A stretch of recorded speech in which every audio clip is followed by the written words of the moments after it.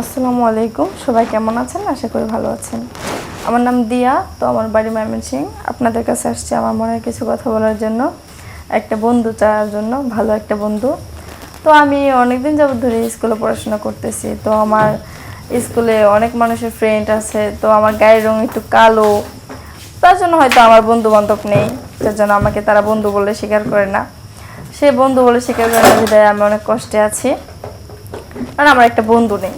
তো আমার ইচ্ছা, যেহেতু সব মানুষেরই বন্ধু আছে, তো আমার প্রবাসী হোক বাংলাদেশি হোক, একটা বন্ধুর খুব প্রয়োজন।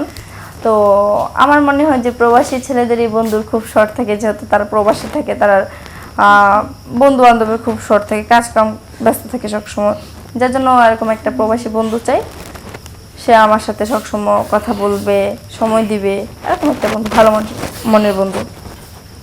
প্রবাসী বন্ধু কেন, দেশে বন্ধু নাই? হ্যাঁ, দেশি বন্ধু আছে।